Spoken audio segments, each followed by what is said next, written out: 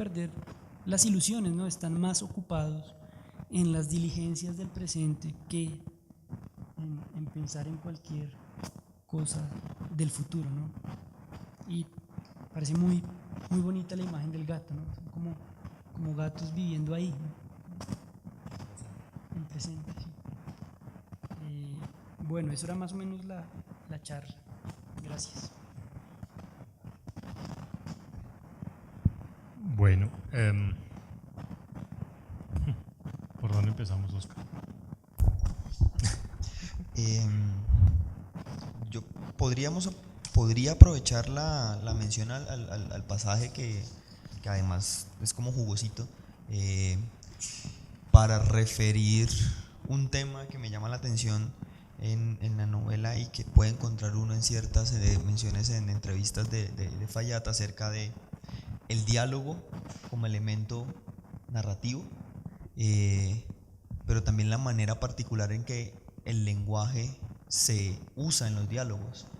Eh, la mención digamos que me parece que, que podría ser pertinente traer ahora de las entrevistas o de un par de entrevistas de Luis Fayad tiene que ver con que él cuenta que entre las cosas que tuvo que hacer aparte como de investigación y de trabajo como histórico y demás alrededor de la novela estaba la de pensarse el idioma árabe y cómo ciertas cadencias del idioma podían ser trasladadas o no al español, eh, y más allá si esto se cumple o no, que sería como difícil verificarlo en este momento, lo que me parece que valdría la pena llamar la atención es sobre la función narrativa que cumplen los diálogos, en la medida en la que por momentos la narración recae sobre el hombro de los diálogos y avanza es en torno a los diálogos y a la interacción que los diálogos proveen, pero también la manera en que muchas veces, aunque tienen función narrativa,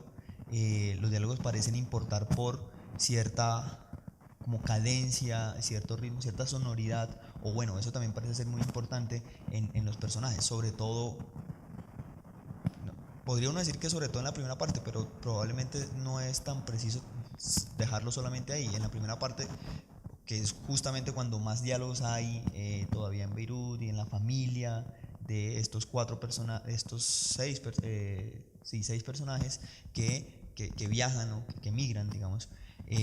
No sé si es, digamos, ¿cómo podríamos entender en este armazón, también en esta comparación entre las dos novelas, por ejemplo, el uso del diálogo, que en García Márquez es como tan distinto también, o que está construido más bien como por sentencias o como de una manera diferente, digamos, usando de pronto ese fragmento que está ahí como ejemplo de esos diálogos? Pues hay, a mí, una de las cosas que me parecen más interesantes de la novela se puede pensar a partir de esto de los diálogos, ¿no? Y es que efectivamente uno al comienzo de la novela encuentra muchos diálogos, ¿no? Y con muchos, ¿cómo decirlo? Eh,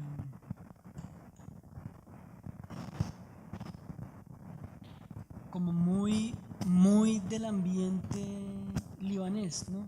La forma en que se tratan los personajes unos a otros, ¿no? En que se saludan, por ejemplo, ¿no? Es muy extraña para nosotros, ¿no? Y esas fórmulas de cortesía se van perdiendo a lo largo de la novela, ¿no? Van perdiendo importancia dentro de los diálogos. Y los diálogos mismos van perdiendo importancia dentro de la novela, ¿no? Al final de la novela casi no hay diálogos. Y eso me parece a mí que es muy interesante porque yo creo que está en relación con un elemento que está ahí como debajo siempre en la narración, y es que pareciera que los personajes van perdiendo la capacidad de comunicarse entre sí, ¿no? Por un lado se van volviendo más solitarios, ¿sí? En la medida en que, por ejemplo, crece la ciudad, ¿no? Y se distancian los lugares en donde viven, pero también pareciera que tuviera que ver con el hecho de que cada vez tienen menos cosas que contar. ¿Sí? Hay varios pasajes en la novela en los que los personajes están hablando y piensan eso, ¿no? O sea, se cuentan lo que les pasó en el día en el restaurante y dicen, pero no tengo nada más que decir, ¿no? Y se quedan callados, ¿sí? y eso va pasando en la novela, eso me parece muy interesante, ¿no? Y esa pérdida de los, o sea, ese cambio de los diálogos por una parte y esa, de alguna manera, pérdida de los diálogos tiene que ver con otro elemento que me parece muy interesante en la novela y es el cambio de la forma de la novela en su conjunto, ¿no? No sé si William quiere. No, simplemente quería complementar la cuestión que a mí me parece supremamente interesante, la hipótesis de que, bueno, en García Márquez, por decirlo de alguna manera, los sujetos de este amor idílico no se enfrentan a la historia, viven de hecho como un idilio. El idilio es aquella forma en la cual el narrador crea un mundo separado de la historia para que el amor pueda realizarse, ¿no? O pueda fracasar, pero para que el amor se convierta en algo esencial. Es interesante que en El amor en los tiempos del cólera efectivamente hay acontecimientos históricos, pero lo que uno tiene es que esos acontecimientos históricos son externos a esas vivencias de los sujetos, por decirlo de alguna manera, porque la concentración está en el idilio y en el desarrollo del amor. Sí. Eso hace, a mí me parece muy interesante esa hipótesis, eso hace, por otro lado, y ese es un poco como el jugo y lo rico de García Márquez, que lo que nosotros podemos llamar lo cotidiano, lo bajo, la mediocridad rampante, sea lo físico, sea lo escatológico, que en este caso, en el caso de García Márquez, es elevado poéticamente para que funcione dentro del idilio. Realmente me asombra esta idea porque me parece muy interesante y muy sólida la idea de que en Fayad pasa otra cosa.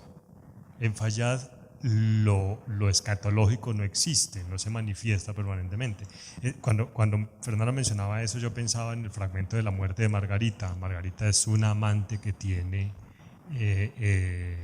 ahora se me acaba de olvidar el nombre del personaje, Muhammad, ¿no? Que es una prostituta que él termina cuidando, pero la muerte de Margarita se resuelve en casi que en dos oraciones, ¿no? Es algo muy sencillo, porque lo escatológico no está ahí. Lo bajo, la mediocridad rampante, no es el vómito, no es la diarrea, no son las cuestiones corporales, sino que la mediocridad rampante es la historia entendida como la formación de una serie de instituciones, como burocracia, como pleitos legales, entendida como el desarrollo, pues, de un país. A mí eso, como de un país, pero institucionalmente, ¿no? Como institución política, bueno, eso me ha llamado muchísimo la atención. A partir de eso viene, esta era la introducción para poder llegar a la pregunta y a algo que usted estaba diciendo, que estábamos comentando antes de la sesión y que tiene que ver con esto que está mencionando ahorita Fernando, ¿no? Es interesante notar que ahorita vamos a la discusión sobre si esta novela es de migrantes o no, es decir, o más bien las opiniones de Fayad sobre esa idea, pero es interesante notar que los personajes llegan a un país que se está formando y ellos también forjan su destino. De hecho, Damar y Yanira, Damar es un muchachito que no debe tener 18 años cuando llega a las costas colombianas y Yanira es una jovencita que tendrá 14, ¿no? Llegan muy jóvenes y forjan su destino al mismo tiempo que se construye un país y se construye el país y eso se derivaría pues de la hipótesis suya.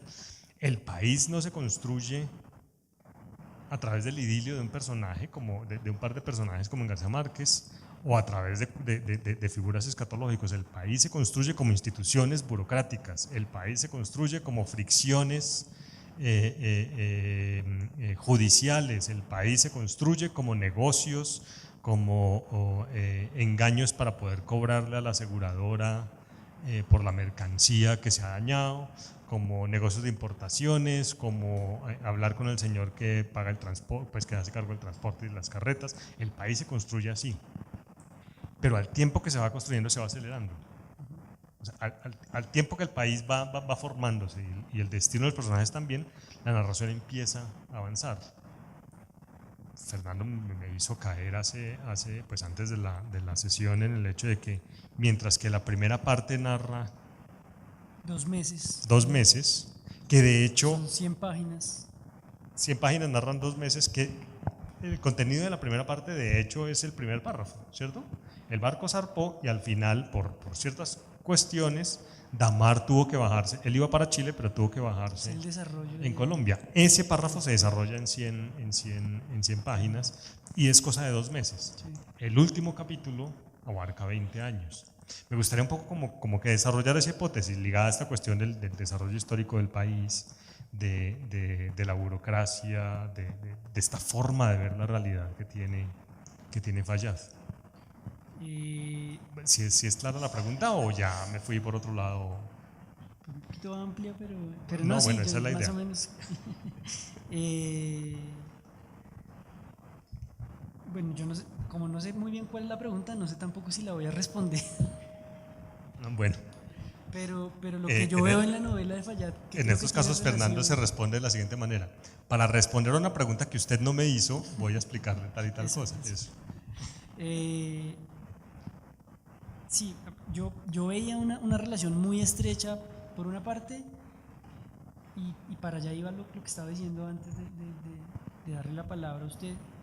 Por un lado, entre el cambio en la forma de la narración, o sea, el hecho de que al comienzo de la novela, por ejemplo, la narración esté muy parada en los diálogos, ¿no?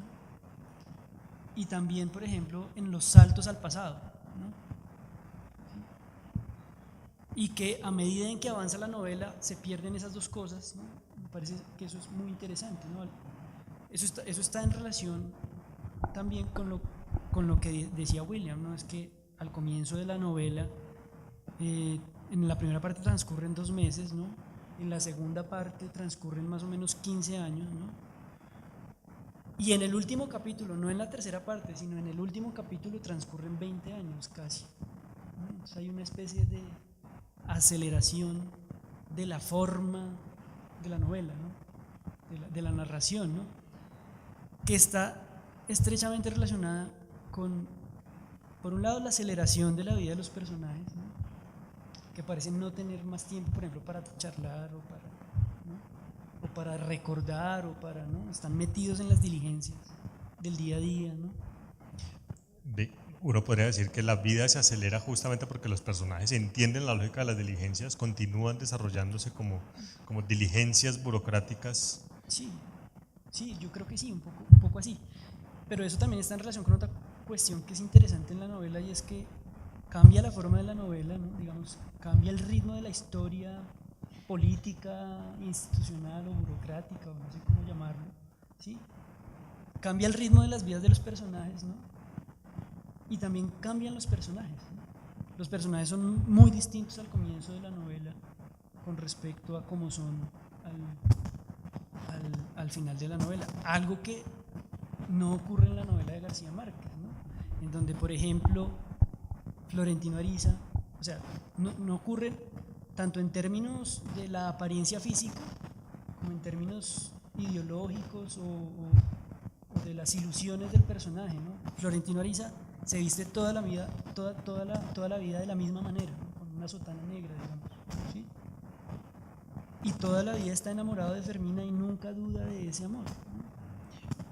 Y uno nota que envejece es porque el cuerpo se deteriora. Exacto, hay un envejecimiento del cuerpo que es algo muy corporal, es lo corporal, digamos, lo que cambia y eso es digamos, donde está un poco lo escatológico de la novela, en la pérdida de los dientes, en la incontinencia, en la impotencia, ¿sí?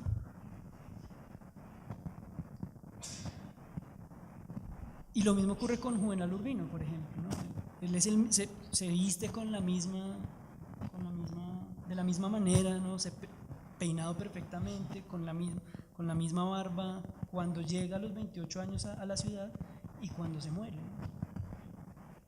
Y durante todo ese tiempo, más de 50 años, ¿no? Nunca siente una duda, por ejemplo, sobre lo que para él es más importante, que es su compromiso cívico, ¿no? las ideas que tiene de modernizar el sistema sanitario de la ciudad, de hacer en la ciudad una serie de cambios que la modernicen, ¿no? Eso nunca es puesto en cuestión. Pero no sé si iba hacia allá la hipótesis de lectura o desarrollo de la hipótesis, pero la aceleración, en el caso de la novela de Fayad, la aceleración temporal, la transformación de la forma de la que es síntoma la desaparición del diálogo, entre otras cosas, o la dilución del uso del diálogo, también es proporcional a la manera en que los personajes se separan de su memoria, de su arraigo, o esa relación con esa identidad como más sólida en la primera parte también va, que tiene un componente religioso, pero que también tiene un componente, digamos, cultural, incluso político, va transformándose, pero esa transformación básicamente va desapareciendo, ¿sí? Es una desaparición, digamos, ¿sí? Digamos, van todos esos factores, digamos, agarrados de la mano, no sé. Sí, yo siento eso, por eso decía que si ustedes se fijan, los primeros todos los capítulos de la primera parte prácticamente funcionan así, ¿no? Hay una escena en el barco en el presente, digamos, de la narración, y a partir de ese diálogo se salta al pasado, ¿no? Y se reconstruye el pasado de los personajes en Beirut, ¿no? Y si ustedes leen los primeros capítulos de la segunda parte, la estructura es otra ya, ¿no? Como que el presente empieza a avanzar, ¿no? Durante la primera parte como que era un presente como estancado en el barco, ¿no? como eternizado en el barco, ¿no? Y en la segunda parte lo que uno siente es que la narración empieza a avanzar con la vida de los personajes, ¿no? En el primer capítulo de la segunda parte se muere el Sayyid Abderrahud, ¿no? En la segunda parte, en el segundo capítulo es la misa por el Sayyid Abderrahud. En la tercera parte es la visita de los familiares, y así va como avanzando la historia y hay cada vez menos referencias al pasado, ¿no? Claro, en la primera parte lo que uno tiene es ciertos aspectos de un viaje que remiten a este pasado. Y hablando de la cuestión de la fe y el contenido de la fe, también hay que hacer una aclaración, ¿no? Los Kadalani con Hassana son meronitas. Meronitas es una minoría cristiana y por eso son vistos en cierto modo como inferiores por los Abderrahud, que son chiitas. Y esa diferencia es muy interesante porque al principio en Beirut es muy clara y hay algunos diálogos en el barco que se remiten a esa cuestión. Sin embargo, cuando llegan a Bogotá, bueno, hay algo muy lindo que ocurre en cierto momento de la novela, es que Hassana pone pie en suelo colombiano y siente que ya es otra, se liberó completamente de ese pasado y es otra, y a partir de ahí empieza a ser otra. Pero ese pasado de los orígenes religiosos de alguna manera se pierde. Si acaso aparece en este fragmento del cual hablaba Fernando hace un rato, en el que Hassana habla de la pérdida de fe de Yanira, el cambio de religión de Yanira, ¿no? Que se adaptan al cristianismo. Obviamente para los Kadalani eso no es un problema porque son cristianos, ¿no? Son una minoría cristiana y venir a Colombia pues no implica gran diferencia, pero para un musulmán el asunto es mucho más delicado. Sin embargo, eso se pierde, y se pierde precisamente por los intereses económicos y por los intereses burocráticos, y eso me parece muy interesante. ¿Sí? No hice pregunta, pero intervine. Bueno. Yo no, o sea, me parece que vale la pena recuperar un par de menciones. Cuando estuvimos frente a la novela de Tim Keppel, William hacía la afirmación de aquí tenemos una visión de extranjeros que se enfrentan a un país ya hecho, ¿sí? Digamos que el contraste era justamente con esta novela, ¿no? Como esta novela es la visión de unos extranjeros en un país que está en construcción, y justamente de esa construcción da cuenta la novela, no porque se refiera explícitamente, digamos, con datos históricos detallados y tal, sino por la manera en que se transforma la situación personal y cotidiana en la que se mueven estos personajes, digamos, como ha quedado expuesto. Pero también, podría resultar interesante pensar, digamos, la relación con otra novela, digamos, como Tanta Sangre Vista, en la que el protagonismo de ciertos eventos históricos es mucho mayor, eventos históricos, concretamente la Guerra de los Mil Días y todos esos detalles en torno a la Guerra de los Mil Días, de lo que sucede, digamos, ese protagonismo es mucho mayor al de esos eventos históricos acá, digamos. Se hizo mención a eso en comparación con el amor en los tiempos del cólera, pero lo que me parece interesante es que en Tanta Sangre Vista tiene la sensación de que hay una preocupación por la relación entre los personajes y la historia que es distinta en términos de soluciones, digamos, de desarrollos formales, y eso resulta interesante porque entonces uno tendría la sensación de, para poder dar cuenta de unos personajes que tienen conciencia histórica, tienen que estar metidos en el contexto de la Guerra de los Mil Días, o tiene que haber esa referencia directa, esa construcción que es como muy clara en Tanta Sangre Vista. Y lo que resulta interesante de la novela de La Caída de los Puntos Cardinales es que también desmiente esa hipótesis, que de hecho hay también ahí una, digamos, una postura también de Luis Fayad como escritor frente a esa idea de, digamos, que atraviesa también la novela de la violencia, bueno, una serie de novelas que son importantes también para los escritores colombianos. No sé si hay algún tipo de referencia por parte de Fayad en entrevistas y tal a esa idea o a esa postura del escritor que está tratando de pensarse formas distintas de entrar, y hiciste referencia a eso durante la intervención, de dar cuenta de esas transformaciones históricas, o cómo ves eso, solamente en la novela directamente, o hay menciones, o cómo podemos... Pues, eh, una cosa que es,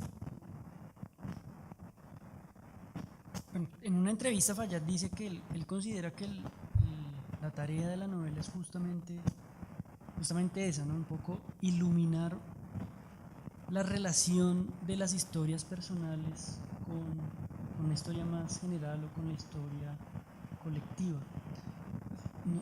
No sé si esto sea como un poco relativizar o cortar por lo fácil la cosa, pero habría que ver cómo manejaría Fayad un tema como el de Tanta Sangre Vista, o un personaje que participa directamente en la guerra, ¿no? Lo que a él le interesa aquí mostrar es un poco que eso que parece tan ajeno a la vida de los personajes, ¿no? Que de hecho los personajes a veces dicen eso, ¿no? En la novela varias veces, y también en la de García Márquez se dice eso, ¿no? Es que como que la guerra, por ejemplo, no tocó la ciudad. La guerra es algo que se sabe de oídas, ¿sí? Que se menciona, que suena en la radio de pronto, cuando aparece la radio. Pero no es algo que los afecte directamente, ¿no? Y sin embargo... Solo cuando afecta a los negocios, es decir, Exacto. afecta a las cadenas de transporte, ¿cierto? O afecta, hay que comprar a alguien para poder transportar sin problema la mercancía, pero no más, ¿no? Sí, pero también uno podría pensar que en buena medida esos problemas cotidianos, como los problemas del negocio, o no sé, por ejemplo, la huelga de los tranvías a la que se hace referencia en la novela, o como que de todas maneras esos acontecimientos que están ocurriendo en el campo, sí están ejerciendo presión, por ejemplo, sobre el crecimiento de la ciudad, ¿no? Sobre la modernización de la ciudad, sobre la necesidad de lo que usted decía un poco ahorita, ¿no? De construir el país, ¿no? De institucionalizar, de burocratizar el país, ¿no? Y uno siente que en el enfrentamiento de estos personajes con esas instancias políticas, legales y todo, hay una relación indirecta con estos acontecimientos que aparentemente no tienen nada que ver con sus vidas cotidianas, ¿no? Y a eso hacía yo referencia cuando decía que en García Márquez lo que ocurre es lo contrario, ¿no? O sea, también hay referencias a esa historia general, ¿sí? O a esa historia que está ocurriendo fuera de la ciudad, ¿no? Pero en la medida en que los personajes no se enfrentan a esta construcción del país, digamos, ¿sí? No se enfrentan a lo más cotidiano de las instituciones políticas ¿sí? Y del trabajo, ¿sí? Pues como que no entran en relación con esa historia. Esa historia no los afecta y pueden permanecer como por encima de ella y vivir sus vidas como si no tuvieran nada que ver con eso, ¿no?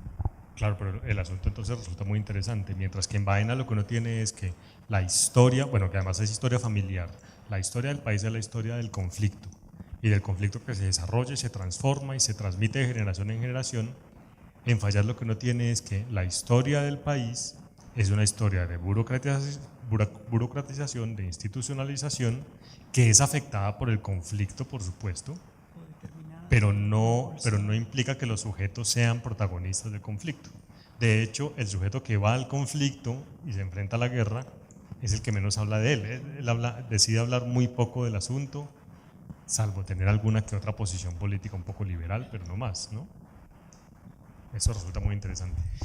Bueno, yo no sé, Oscar, si permitimos que el público, Sí. o Oscar tiene alguna otra. Pero lo podemos hacer ahorita. No hay ningún problema. Vale, no sé si el público tenga alguna observación.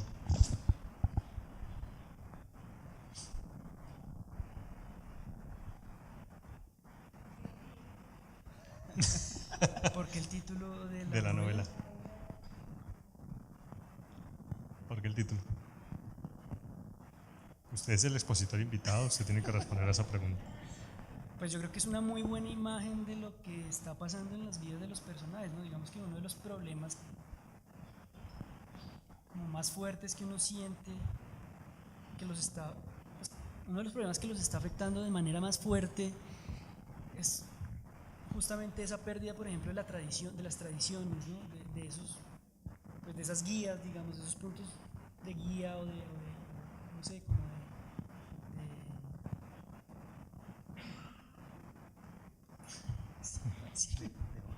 como sí, no sé, el hecho de que ellos pierdan todas sus tradiciones, prácticamente todo lo tradicional del Líbano, ¿no? Es como eso, ¿no? Como una especie de pérdida de la orientación, ¿no? De esos puntos en el horizonte que de alguna manera ordenaban su vida, que le daban un sentido a la vida, ¿no? Un sentido claro, concreto, ¿no? Como que ellos aquí no tienen eso, ¿no? No tienen esa, yo creo que la cosa va por... Sí, digamos, su relación con el oriente o de oposición al norte o al sur se va diluyendo y un poco da cuenta de la transformación interior de los personajes, digamos. Esa caída de los puntos Sí, cardinales. de pronto puede ser muy, muy claro verlo en relación con el personaje de Mohamed, ¿no? Que al comienzo de la novela en Beirut hace parte de una logia masónica, ¿no? Y que hace incluso un atentado y que uno lo siente convencido de hacer la revolución y de liberar al país de la invasión turca, ¿no? Y es un personaje que a lo largo de la novela va perdiendo como ese norte, de alguna manera, ¿no? Como la idea de hacer la revolución se va diluyendo y se va reduciendo mucho a lo que queda reducida, por ejemplo, el día del 9 de abril, ¿no? Como un impulso, ¿no? A un impulso que lo hace salir a la calle a hacer la revolución, ¿no? Con su revólver, ya tiene casi 80 años, ¿no? Y la cosa como que se disuelve de la manera más triste, ¿no? Sí, uno diría que los puntos cardinales son los puntos de orientación de una serie de sujetos. Y esos puntos en el origen, antes de viajar, están perfectamente claros y hacen parte pues, de la forma de ver el mundo oriental. Yo quisiera darla con un ejemplo que además a mí me parece bellísimo. La manera en que al principio en Beirut los personajes se dirigen unos a otros es bellísima. Por ejemplo, en cierto momento, creo que es Damar, sí, no recuerdo muy bien quién lo dice, pero le dice a Yanira: Yanira, sol de la casa, custodia de mi hijo y dadora de mi paz. Bellísimo, ¿no? Bellísimo saludar pues, a una mujer de semejante manera. Y luego, más adelante, cuando estos personajes ya están en Bogotá, Miren lo que dicen sobre los saludos. Las oficinas y los almacenes estaban en la pausa del mediodía y los empleados y los profesionales marchaban a sus casas, cumplían con la caminata por la calle Real y saludaban de paso a los conocidos con la mano en el aire. Dos de ellos hicieron un alto para cambiar unas palabras con Damar y al presenciar el saludo, los Catalani no escucharon los deseos de paz y de que la luz brillara en ese día para el prójimo, sino un conjunto de preguntas agrupadas que venían de ambos lados, cortas, pegadas una de otra, repetidas en su sentido, referentes a la salud, al progreso personal y sin lugar a dudas, y sin dar lugar a una respuesta, que es la forma en que nos saludamos los bogotanos, ¿no? ¿Qué hubo, qué más? ¿Cómo anda? ¿Bien? Bueno, y nadie responde, ¿no? Bueno, esa es una de las experiencias de las que hablan siempre los extranjeros cuando vienen a Bogotá, que les dicen, no, los saludan diciendo, ¿qué hubo, qué más? Y entonces el extranjero empieza a responder, no, pues no más, mire, imagínese qué tal cosa, pero esa pregunta no espera ninguna respuesta. Eso hace parte de la caída de los puntos cardinales, esos puntos de referencia se van disolviendo permanentemente. Entre ese comienzo de la historia de Hassana, porque Hassana termina saliendo con Ichan, ¿no? y el padre que golpea la mesa y le dice a Ichan, maldita sea tu voz, parece un patriarca del Antiguo Testamento, maldita sea tu voz, es que esto es muy fuerte, ¿no? Hay todo un sistema de creencias muy fuerte para que alguien pueda emitir eso y el otro pueda sentir miedo por semejante expresión. A las formas de negociación finales, lo que hay es una disolución completa de todos esos puntos de orientación. Ahora, la pregunta también sería, a partir de la hipótesis de Fernando, si esa caída de los puntos cardinales no es también la caída de los puntos cardinales que dirigen de alguna manera el desarrollo del país. Es decir, que no solamente estos migrantes pierden sus puntos cardinales, que son los del origen, pero en qué medida también la historia del país puede entenderse como un progresivo proceso de caída de los puntos cardinales. Yo pongo esta pregunta simplemente para provocarlos, porque no tengo absolutamente ninguna hipótesis de respuesta. Ustedes tampoco, bueno. ¿Alguna otra pregunta?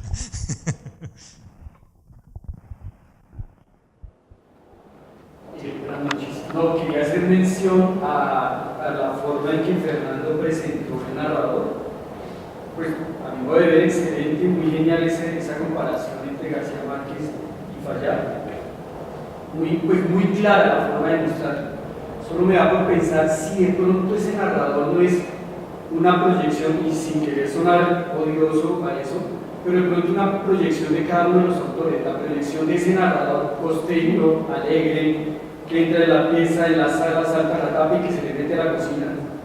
Al narrador de Fayad, de pronto la proyección de ese Bogotá, de ese momento, de esa época un poco más fría, un poco más concreto, un poco que va al momento, a lo real, y de pronto quizás sea eso, o sea, me da por pensar, pues, la exposición que hace Fernando, que sea esa proyección de esa idiosincrasia de cada uno de ellos, el extrovertido costeño que siempre será costeño y extrovertido y alegre frente a un narrador de ese momento, la Bogotá de ese momento. Y una pregunta más bien adicional es si no será que Fayad también intentaba buscar un poco ese origen también de él, pensando un poco en que ese Fayad también es una persona pues, que viene del Medio Oriente. Sí, con respecto a lo primero, yo lo pensé en ponerlo, pero también pensaba yo que pues podía resultar un poco esquemático y también un poco que de todas maneras, sí, uno podría ver esas diferencias regionales en los narradores, pero desde una idea un poco estereotipada, creo yo, ¿no? de las regiones, ¿no? Porque de todas maneras, pues también hay bogotanos confianzudos y que saltan tapias y que, sí, es decir, de pronto, y hay costeños callados y reservados. Muy callados también. La Bogotá de ese momento, o sea, por eso yo, sin querer ser odioso, porque igual yo soy bogotano también, aunque digamos que quizás acá ya no haya realmente bogotanos, todos venimos de familias de alguna parte del país, pero tal vez de esa Bogotá de ese momento, de esa Bogotá que sí era más taciturna, que se habla, que incluso se menciona en las otras novelas que hemos visto o que vamos a ver, esa Bogotá callada, lluviosa y de hombres con sombrero y gabardina. De pronto para proyectarlo en ese momento, no por más porque obviamente tampoco conozco la obra de Fayad para decir que es que todos sus novelas o sus cuentos representan eso, pero quizás para ese momento Sí, y tal vez ayuda como a crear un poco la atmósfera de la ciudad en la que viven los personajes, ¿no? A mí lo que me resulta interesante es que en el fondo uno puede tener una impresión, si solamente se fija en los dos primeros pasajes, de que la novela de García Márquez es divertida y la otra es aburrida, ¿sí? De que hay de que si jugamos a eso, la sensación que se construye en principio, pero digo que me parece interesante porque creo que sí hay una voluntad de construir cierta cadencia pausada en Fayad que también tiene que ver con esa separación de la retórica de García Márquez y de otros escritores de la década de los 60 latinoamericanos, y que me parece que es muy interesante también en ese sentido. Ahora, un elemento adicional que le agregaría yo a esa comparación es que son dos formas distintas de precisión narrativa, y eso hace muy interesante la comparación. La precisión de la retórica de García Márquez, que logra construir estas imágenes precisas en la medida en la que, como se marcaba en relación con la sinestesia del olor de las almendras amargas, es una precisión distinta a la precisión narrativa del Fayad, que es capaz de resumirnos el argumento en 5 líneas, el argumento de 100 páginas, ¿sí? Y en esa medida me parece rica la comparación, no solamente como para dejar a uno mal y al otro bien o algo así, que podría uno, o a que uno quede como el extrovertido y el otro como el introvertido simplemente, sino que me parece que también son formas distintas de la precisión narrativa. Sí. Y en esa medida la apuesta de Fayad logra salir triunfante en su separarse